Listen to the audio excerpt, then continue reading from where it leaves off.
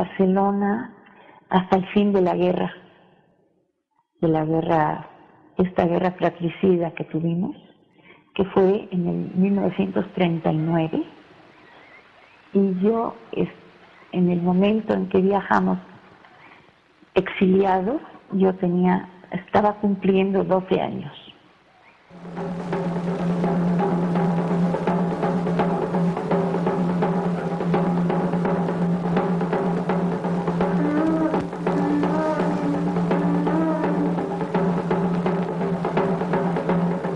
Para mí llegar a un país que pues, a nosotros sí nos recibió bien, a muchos refugiados españoles lo recibió muy mal, pero a nosotros no.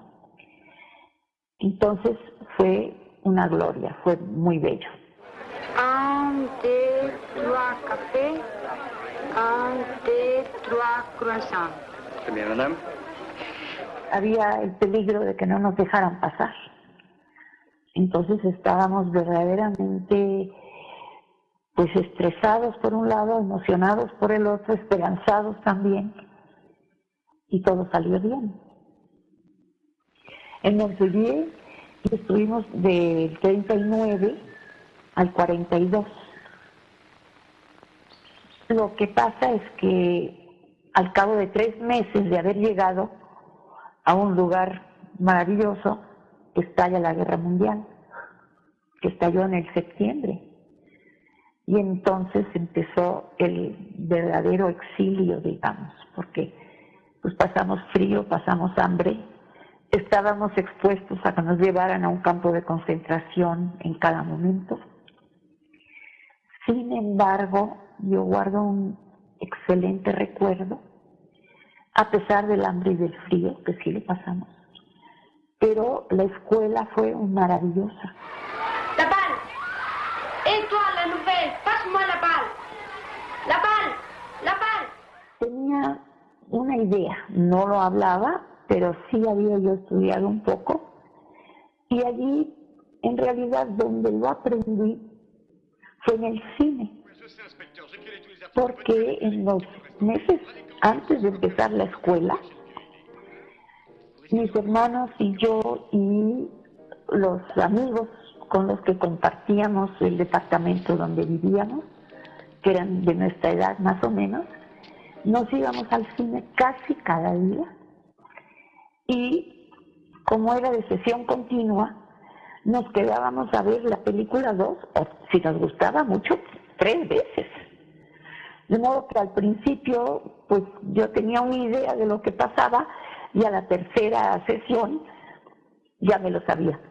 Eran películas de vaqueros la mayor parte, pero en aquel entonces todas las películas eran dobladas, y eran dobladas por actores de la Comédie Française, que eran los que mejor hablaban.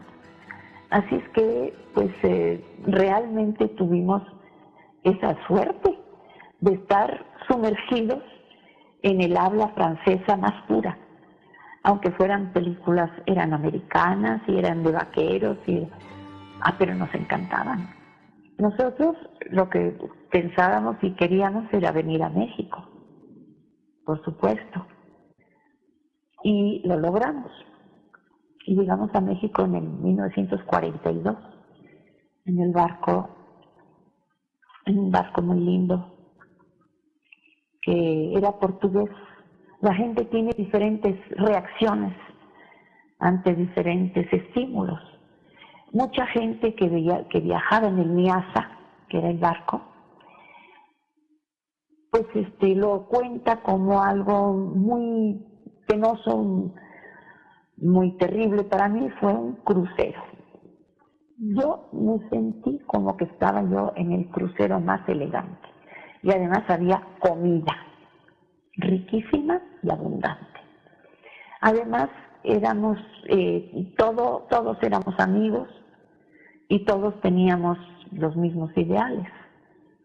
Así es que fue y además durante el viaje, que duró 5 semanas, porque teníamos que escapar de los obuses que estaban y de los submarinos, que un submarino alemán nos detuvo, hizo una inspección total de todo el barco, no sé qué buscaban, pero no lo encontraron. Pero estábamos un poquito aterrados. Y llegando a México, llegamos a Veracruz, llegamos encantados de la vida, y en ese momento vimos los titulares de los periódicos que decían: México entra en guerra. Una vez más en su historia, nuestra patria se dispone a defender sus libertades, atacadas por ambiciones de predominio y conquista de parte de potencias. Yo digo, ¿ya dónde vamos ahora? ¿Qué hacemos? Pero bueno, no fue más que el escuadrón 201, creo que era, y no pasó nada. Y llegamos a México, y llegamos realmente a un país que era el paraíso. Y había pan en las panaderías, y qué clima tan maravilloso, y flores y plantas por todos lados. No, hombre, fue una preciosidad. La gente en México yo creo que es la más suave que hay en el mundo. Yo siento que el trato de aquí no se compara. Yo no podría vivir en otra parte, porque además la gente es gentil, es amable, porque sí, fue realmente también una liberación, y además era supervivencia, realmente. Llegábamos a un país que nos permitía vivir. Sin embargo, durante muchos años yo no vivía en México realmente, porque pues, yo vivía con mi familia, que era española, catalana, digamos. Y por la mañana me iba al liceo franco-mexicano, que era como irse a Francia, y por la tarde regresaba a España, regresaba a Cataluña. Con mis hermanos hablo en catalán, pero cuando estamos con otras personas que no hablan catalán, no nos decimos nada, mejor. Yo empecé a trabajar en el IFAL antes de cumplir los 18 años, todavía no terminaba yo el bachillerato. Y entonces yo tenía experiencia como maestra ya había seguido cursos de didáctica y de pedagogía y demás, aparte del bachillerato, del liceo, y yo estaba dando clases en el IFAL. Primero me dieron un grupo de niños chiquitos, como si fuera más fácil, pero después ya me dieron un grupo de adultos. En el 46 entro a la universidad.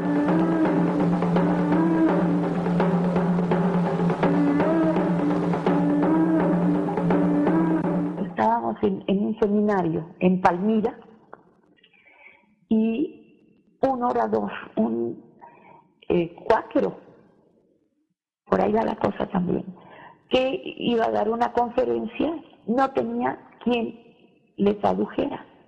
Y entonces prácticamente me aventaron a mí. Yo hice lo que pude.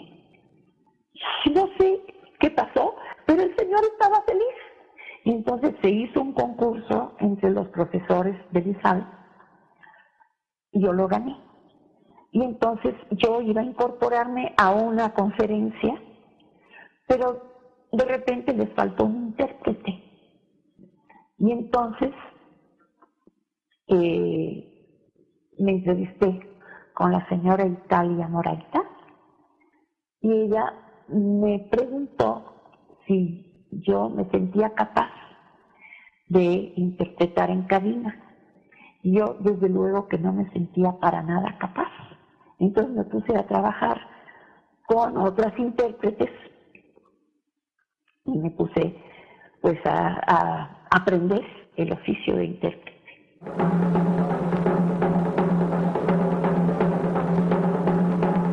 Recuerdo que antes de que yo interpretara, había habido reuniones en mi casa de intérpretes en donde estaba, desde luego, estaba Italia, estaba mi hermano, Manuel, y eran varios más. Y entonces me acuerdo que en un momento dado hubo elecciones para presidente y resultaron elegidos copresidentes Manuel e Italia. Se hablaba de condiciones de trabajo, se hablaba de posibilidades de trabajo, porque la interpretación no es ninguna garantía permanente. Uno termina un congreso y ya se terminó. Entonces, si es su profesión, si de eso vive, tiene que pensar en el futuro, y en el futuro inmediato muchas veces. Italia es el eje de mi profesión, realmente. Italia siempre ha sido mi referencia con la interpretación, porque en la práctica Italia es siempre la que me llamaba para trabajar con ella y con su equipo. Cuando había un congreso, en primer lugar, lo sabíamos con mucha anticipación. En segundo lugar, conseguíamos documentos. Documentos, por ejemplo, del último congreso, pero documentos en los idiomas del congreso. De esos documentos nosotros sacábamos un glosario. De esos documentos, y sobre todo, nos enterábamos del tema. A mí el glosario me parece importantísimo, pero lo que es más importante es el texto en sí, es decir, la esencia. Entonces el glosario nos lo aprendíamos y sabíamos entonces qué términos iban a salir, porque lo que salió en el congreso anterior probablemente los mismos términos se iban a repetir, se iban a volver a dar. Pero lo que es más interesante y más importante es saber el contenido en sí. Una profesión requiere unos conocimientos intelectuales más profundos y sobre todo que nunca se termina de conocer la materia. Es una materia que siempre está pendiente porque siempre tiene uno que actualizarse. Lo que uno quiere en un momento dado lo tiene que ir renovando y enriqueciendo permanentemente.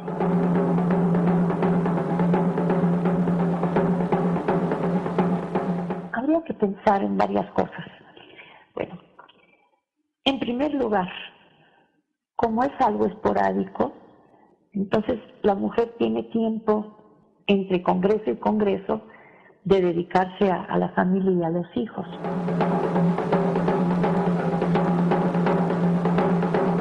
Generalmente para los hombres es muy importante tener un producto de su trabajo. Las mujeres tienen un producto de su persona porque tienen hijos. Pero el hombre, tengo la impresión de que busca tener algo concreto en su trabajo.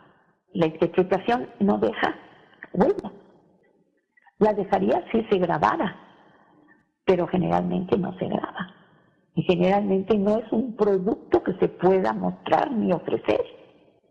Uno termina de interpretar y aquello quedó. Uno es un transmisor en realidad. Uno transmite y permite la comunicación.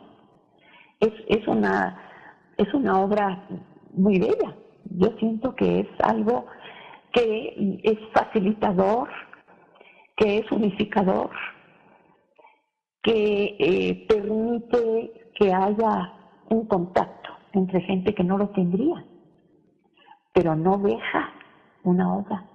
Cada vez que terminamos de la cabina, ya se acabó. Y las mujeres, pues yo creo que tenemos más propensión al sacrificio, de alguna manera, porque sí es sacrificarse, es trabajar durante horas y horas y horas, y no se puede decir, aquí está mi interpretación, no se puede.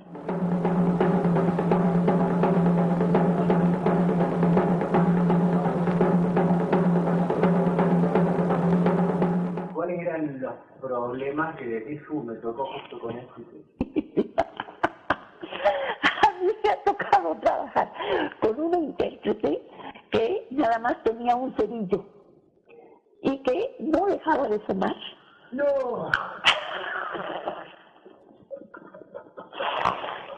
Salí salía yo de la cabina en calidad de ostión ahumado.